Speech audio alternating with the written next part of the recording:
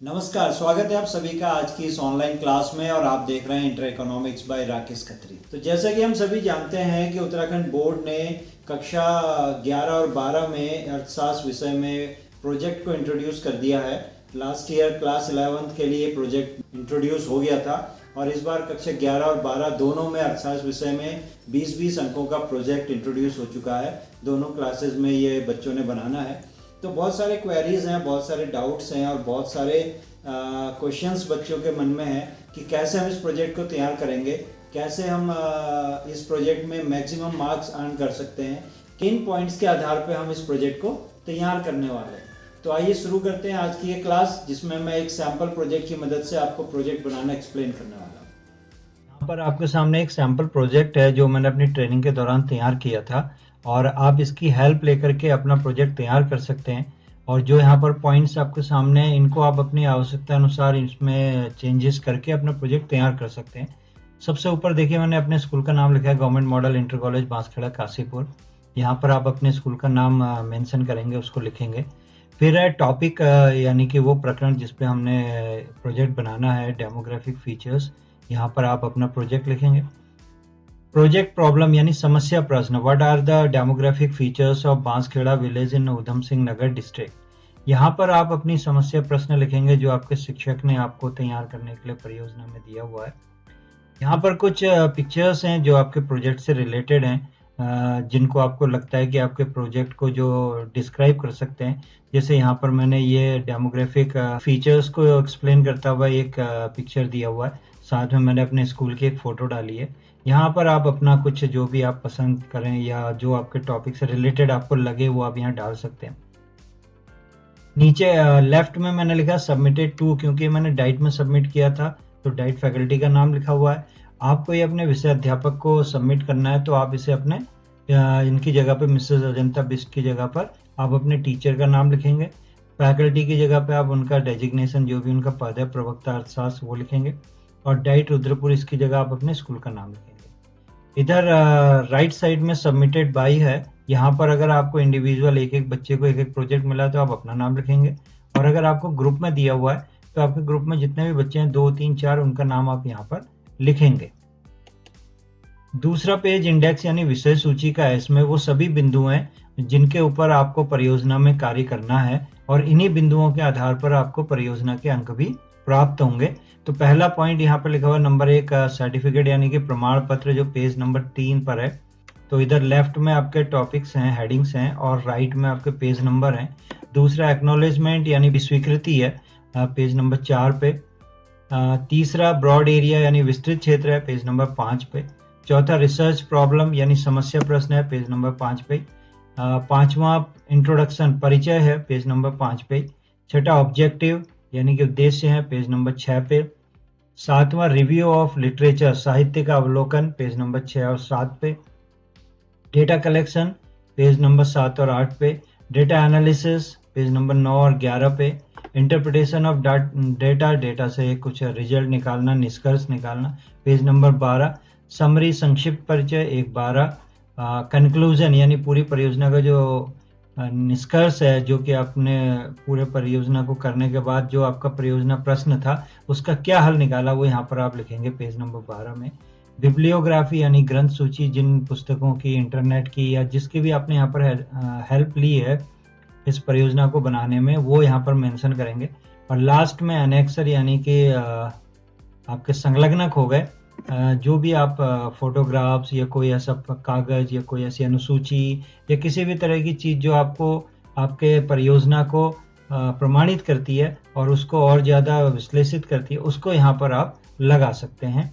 तो सबसे पहले जो है प्रमाण पत्र से हम शुरू कर रहे हैं। यहाँ पर आपने प्रमाणित करवाना है अपने प्रधानाचार्य से कि ये जो प्रोजेक्ट है ये आपने स्वयं तैयार करा अपने अध्यापक के साथ मिलकर के, और ये मौलिक है।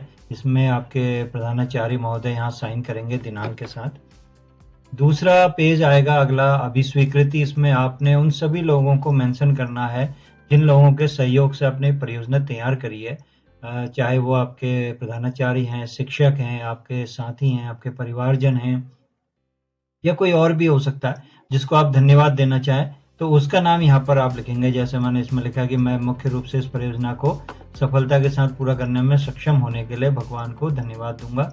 फिर मैं अपने समन्वयक Shri AK84 संदर्भदाता Shri MV Srinivasan, Shri Ajay Kumar, Shri KN Bijalwan जी को धन्यवाद दूंगा, जिनके मार्गदर्शन में मैंने इस परियोजना के बारे में बहुत कुछ सीखा। तो इस तरीके से आप यहाँ इसको तैयार करेंगे। तो इसको आप अपने हिसाब से चेंज कर लेंगे शब्दों को और भाषा को, और इस तरीके से अभी स्वीकृति में आप अपने साथियों को धन्यवाद देते हुए आगे बढ़ें। तो परियोजना को आप शुरू कर रहे हैं। परियोजना शुरू करने के साथ पहला बिंदु हम ले रहे हैं ब्रॉड एरिया यानी विस्तृत क्षेत्र, और विस्तृत क्षेत्र में यहाँ पर मैंने हेडिंग डाली जनसांख्यिकी संरचना। आप अपना टॉपिक जो भी आपका मिला हुआ है आपके अध्यापक से, उसको आप यहाँ पर डाल देंगे। दूसरा है रिसर्च प्रॉब्लम यानी कि समस्या प्रश्न। उधम सिंह नगर जिले की बांसखेड़ा गांव के वार्ड संख्या 3 की जनसांख्यिकी विशेषताएं क्या हैं। ये क्योंकि पहले ही मैंने बोला प्रश्न है, तो ये प्रश्न के रूप में ही होना चाहिए, क्वेश्चन मार्क के साथ, और इसी का उत्तर आप जो है इस परियोजना में ढूंढ रहे हैं, इसे ध्यान रखेंगे। तीसरा है परिचय। यहाँ पर आप अपना जो भी आप काम कर रहे हैं, सबसे पहले तो आप परियोजना के बारे में बताएंगे कि आपकी परियोजना क्या है, आप किन बिंदुओं को लेकर चलने वाले हैं। जैसे हमने यहाँ पर लिखा है कि जनसंख्या, लिंगानुपात, औसत आयु, शैक्षिक स्तर, जन्म दर, मातृत्व मृत्यु दर, शिशु मृत्यु दर, परिवार का आकार, ये सारी चीज़ें जनसंख्या के अध्ययन में आ जाती हैं। फिर हमने लिखा है कि उस क्षेत्र के बारे में बताया है जहाँ से हम इन आंकड़ों को एकत्रित करने जा रहे हैं, यानी बांसखेड़ा के बारे में बताया। उसका जो अध्ययन हमने करा उसके बारे में हमने यहाँ पर पढ़ा है, और उसकी भौगोलिक संरचना के बारे में भी थोड़ा सा बताया कि कितनी दूरी उसकी मुख्यालय से है, ट्रेन का स्टेशन है या बस का स्टेशन है। आबादी हमने लिखी है, देखिए 102 आबादी है। और इस तरीके से आप अपने प्रोजेक्ट के बारे में एक छोटा सा परिचय देंगे कि आप इस प्रोजेक्ट में क्या करने जा रहे हैं।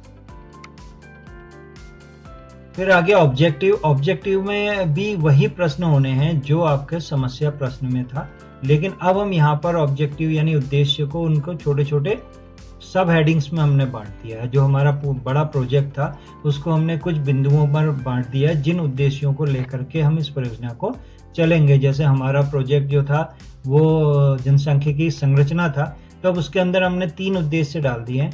पहला है लिंगानुपात ज्ञात करना, दूसरा शिक्षा के स्तर को ज्ञात करना, तीसरा व्यावसायिक संरचना की जानकारी लेना। आगे बढ़ते हैं।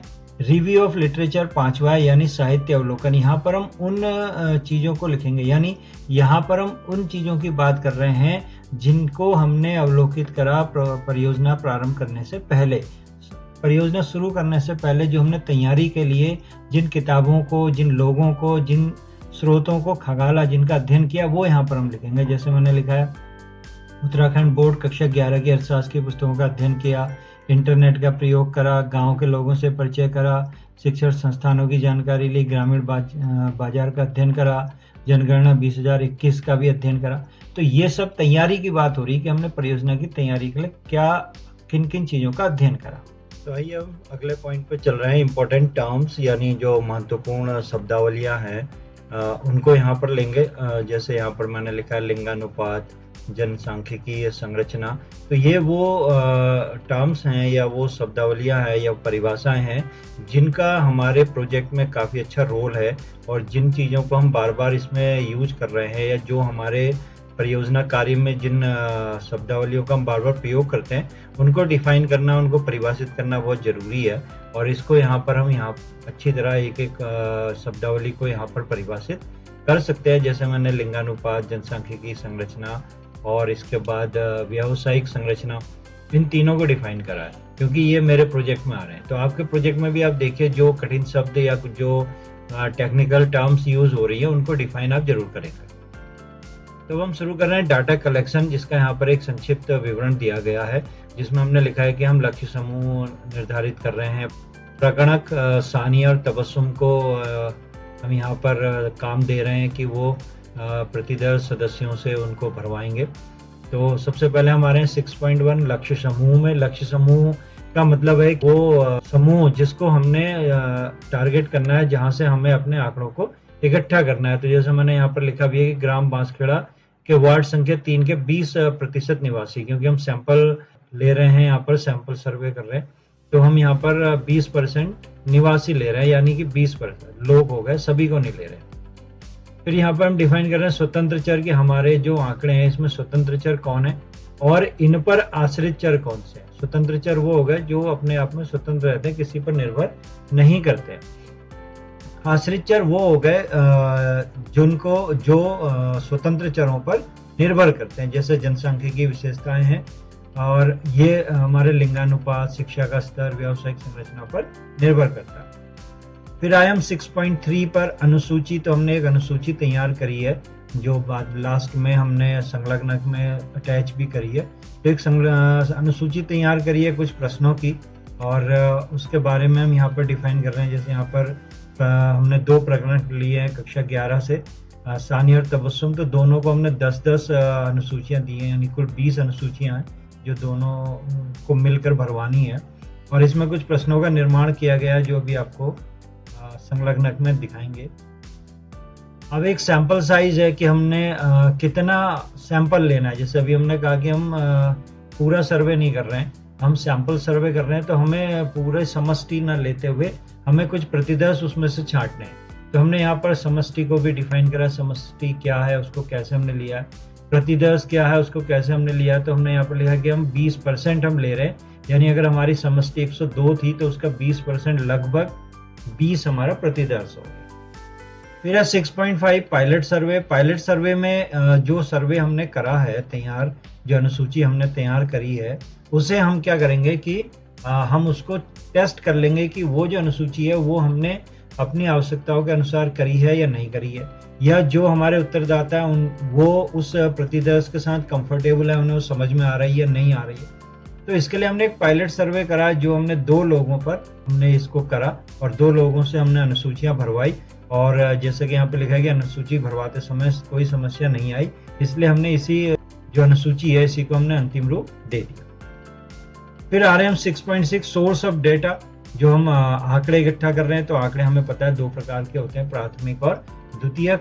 तो यहाँ पर हम प्राथमिक आंकड़े, क्योंकि हम खुद ही आंकड़े इकट्ठा कर रहे हैं, तो हम यहाँ पर प्राथमिक आंकड़ों को प्रयोग कर रहे हैं। तो हमारे जो आंकड़ों का स्रोत है वो प्राथमिक है। डाटा एनालिसिस यानी कि आंकड़ों के विश्लेषण पर, और जो आंकड़े हम लोगों ने अनुसूचियों को भरवा कर एकत्र किए थे, क्योंकि वो सब रॉ डेटा था, तो उसको हमने जो है सबसे पहले तो परिष्कृत किया। उसके लिए हमने ये देखिए वर्गीकरण की सहायता लेते हुए और सारणी के अनुरूप हमने इसको अरेंज कर लिया सारणी में, और फिर इस सारणी की सहायता से ये सरल दंड आरेख हमने बनाया है। सरल दंड आरेख की सहायता से जो लिंगानुपात का हमें डेटा मिला उसको हमने यहाँ रिप्रेजेंट किया।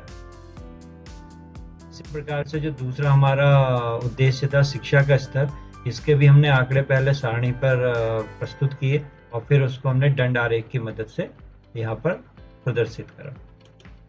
तीसरा जो उद्देश्य था हमारा व्यावसायिक संरचना को ज्ञात करने का, वो आंकड़े भी हमने पहले सारणी में प्रदर्शित किए और फिर उसी सारणी के आधार पर हमने दंड आरेख का निर्माण करा हुआ।